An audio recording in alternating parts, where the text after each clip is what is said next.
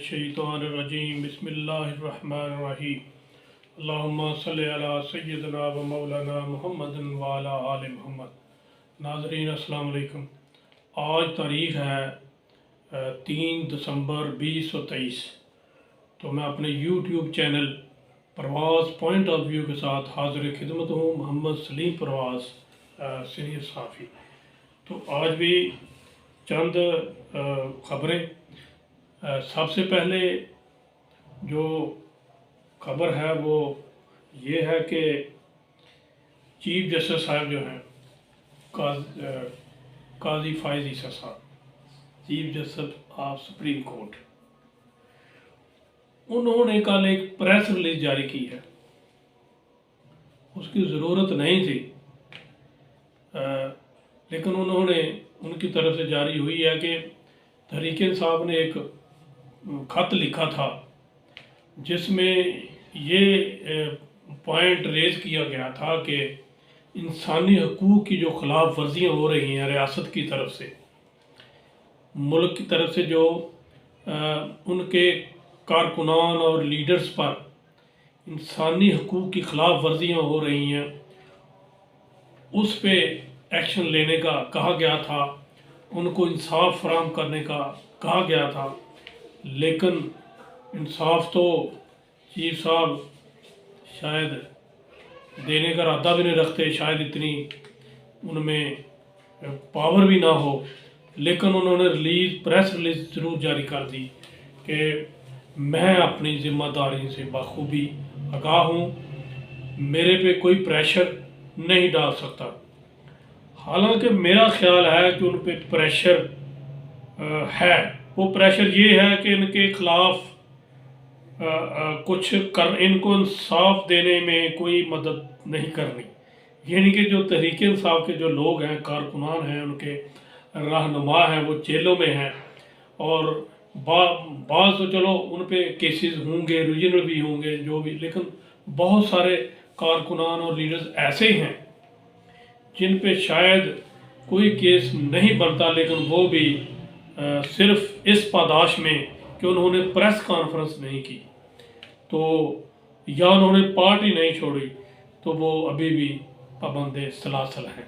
उनके बारे में कहा था, लेकिन चीफ साहब ने उल्टा ये कहा कि मुझ पे कोई प्रेशर नहीं है, बल्कि वो मेरे ख्याल में वो प्रेशर ले रहे हैं उनकी तरफ से जिन्होंने उन लोगों को अंदर डाला हुआ है। उनका प्रेशर है कि उनको इंसाफ नहीं देना, ये प्रेशर है। लेकिन वो कह रहे हैं कि मैं इस सिलसिले में आपकी जो लेटर है उसका प्रेशर नहीं लूँगा। चलो ठीक हो गया। तो एक और हमारा जो इधर सिलसिला चल रहा है कि दानियल अजीज़ और आसिन इकबाल का, बहुत सारे लोग लिख रहे हैं, बहुत सारे टीवी पे 2-3 दिन का ये काम हो रहा है। पहले दानियल अजीज़ साहब आए, उन्होंने 2 इल्ज़ामात लगवाए, उसके बाद आसिन इकबाल साहब आए, उन्होंने जो कुछ लोगों को लोटा करार दे दिया। हालांकि मैं ये बता दूं, आसिन इकबाल साहब, वजीहा अकरम कौन लेके गया, वो क्या है, उसको आप लोगों ने प्रोटोकॉल के साथ लेकर गए, क्योंकि आपको मतलब था। जब आपको मतलब हो किसी से, वो लोटे भी काबिल कबूल हैं। तो अब असूली तौर पर जो भी आप बहस कर रहे हैं, असूली तौर पर जो बात है वो यही है कि दानियल अजीज़ साहब जो हैं, उनके साथ जो MP अवैस कासिम साहब वो ले रहे हैं, उनकी जगह आसिन इकबाल साहब अपने बेटे को टिकट देना चाह रहे हैं, बल्कि शायद दे दी हुई है। तो दानियल अजीज़ का ज़्यादा यही था कि वो अवैस कासिम को तो टिकट मिले, हम एक पैनल बनाकर इलेक्शन में हिस्सा लें, लेकिन वो शायद बनता नज़र नहीं आ रहा। तो दानियल अजीज़ साहब जो है, ज़्यादातर राय ये आ रही है कि वो शायद इलेक्शन जो है वो आज़ाद लड़ें, और मेरा ख्याल है मुश्किलात तो आएंगी, लेकिन आज़ाद भी वो बेहतरीन कैंडिडेट हो सकते हैं, और उनके लिए ये बेहतर रहेगा, उनके लिए अच्छा रहेगा।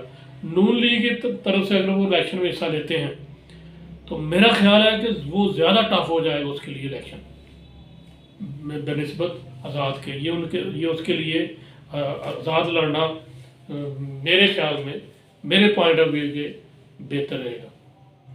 तो एक और मैंने पिछले ब्लॉग में एक पॉइंट रेज किया था कि ये हमारे जो क्रिकेट टीम की जो सिलेक्शन कमेटी है उसमें सलमान बट, कामरान अकमल, इफ्तिखार वगैरह जो हैं वो उनको लाया गया था। तो मैंने भी उस पर एहतजाज किया कि वो तो जुए में पकड़ा गया वो खिलाड़ी, उसको फिर ला रहे हैं। तो बाकी पूरा सोशल मीडिया भरा हुआ था। तो इस प्रेशर में आकर वज़ीर आज़म के हुक्म पर उसको, सलमान बट को उन मेंबर से हटा दिया गया। लेकिन मैं यहाँ पर ये बात करना चाहूँगा कि कामरान अकमल वो भी कोई, उसका भी माजी को इतना अच्छा नहीं है। जो जो लोग उसको जानते हैं वो जानते हैं कि वो क्या क्या करता रहा है और उसका क्या क्या मामले। बहरहाल उसका भी सिलेक्शन कमेटी के साथ तल्लक नहीं होना चाहिए। तो एक और आज का मैं देख रहा था एक ट्विटर हैंडल पे चल रहा था, जो करप्ट तरीन लीडर्स हैं उनमें नाम चल रहे थे। सबसे अव्वल नंबर हमारा नवाज शरीफ ले गया। मियाँ नवाज शरीफ साहब जो साबिक़ वज़ीर आज़म 3 दफ़ा के, 93% वो करप्ट तरीन करार दिया जा रहा है। पूरे पाकिस्तान के लोग, बाहर के लोग भी जो पाकिस्तानी हैं उन्होंने ट्वीट किया 93% मियाँ नवाज शरीफ साहब अव्वल पोजीशन लेने में। जो बाकी लोग आ रहे हैं वो इतने पीछे हैं कि आपको मैं 2-3 नाम बता देता हूँ। उसमें सलमान साहब हैं, उनके 2% हैं। 3% हैं जनाब मोदी साहब इंडिया के जो वज़ीर आज़म हैं, वो सिर्फ 3% करप्ट हैं। 3% लोगों का है कि वो करप्ट है। तो इसी के साथ एक और नाम है प्यूटन साहब जो रूस के हैं गालबन, उनकी भी तकरीबन 2% है। 2%, 3% और 93%, अंदाज़ा लगा लें। ये है जो कहता है कि मैं चौथी दफ़ा भी वज़ीर आज़म का उम्मीदवार हूँ, बल्कि बनने जा रहा हूँ। ये हमारी जो मुख्तदर कुव्वतें हैं उनको होश के नाखन लेने चाहिए कि दुनिया इसको करप्ट तरीन बंदा समझती है और आप लोग कह रहे हैं कि इसको हमने वज़ीर आज़म लाना है। खुदा का खौफ करें। तो एक मैं खबर देने जा रहा हूँ बड़ी अहम। हामिद मीर साहब, माजी उनका भी इतना अच्छा नहीं है, लेकिन आजकल वो ज़रा कुछ सच्ची बातें कर रहे हैं। उनको सच बोलने पर उनका प्रोग्राम शायद उनको जो कैपिटल टॉक पे आते हैं जियो पे, वो 8 बजे शायद उससे उसकी छुट्टी हो रही है।